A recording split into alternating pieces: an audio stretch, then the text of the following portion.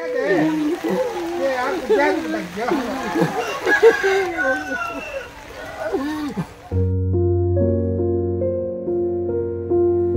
को हराई भांगी पड़िछंती स्वामी। आखिरु बही जाउछि धार धार लुह। वर्षा पानी रे आखिर लुह मिसी जाउछि। तांको मनर कोहकु काहाकु बा कहिबे। जीवन ठारु जाहाकु अधिक भल पाउथिले से आजि तांको एका करी परपारी को चली जाइछि। एपटे घर बारंडारे परिवार लोकंक कांत बोबाळीर शब्द। समग्र गाँव रे पड़ी जाइछि चहल। ए दृश्य देखिले आम छाती भी थरी उठुछि।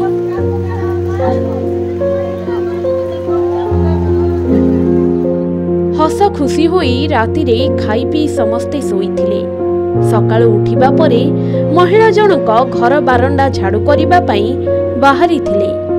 किंतु से केबे भी भाबी नथिले घर बाहरी ही जमतांको अपेक्षा करी बसिछि। क्षणिकरे सबकिछि ओलट पालट होईगला।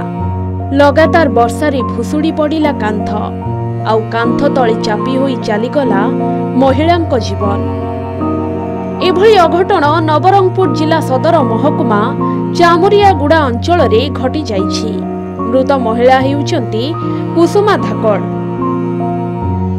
तेबे तांको स्वामी हेउछंती चंद्र धाकड़। कुसुमा सकाळु निज घर चारिपाख झाड़ू करुथिले। एही समय रे हठात घर पाखरे थिबा एक पाछेरी कांथ भुसुड़ी पड़िथिला। महिला किछि बुझिबा पूर्वरु कांथ तळे चापी होई जाइथिले। आउ घटनास्थल रे ही तांकर मृत्यु होइथिला। स्थानीय लोके तुरंत 108 एम्बुलेंस को डकाइथिले। महिला को जिला मुख्य चिकित्सालय रे भर्ती कराइथिले। किंतु सेते बेलकु सब किछि शेष होई जाइथिला। हॉस्पिटल रे डाक्टर तांको मृत घोषणा करिथिले। किंतु स्त्रीर मृत्यु को सहजरे ग्रहण करि पारु नाहंती स्वामी। तांको स्त्री सह एमिति अघटन घटिथिबा कथा को सहजरे सही पारु नाहंती। घर लोकंक अवस्था भी न कहिबा भल।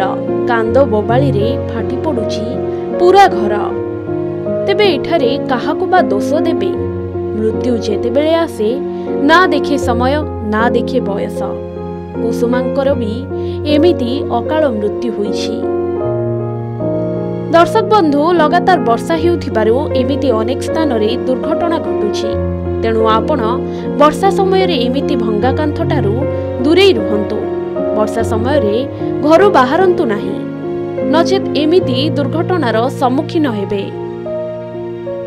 नवरंगपुर फाल्गुनी पात्रंक रिपोर्ट, के न्यूज ओडिशा।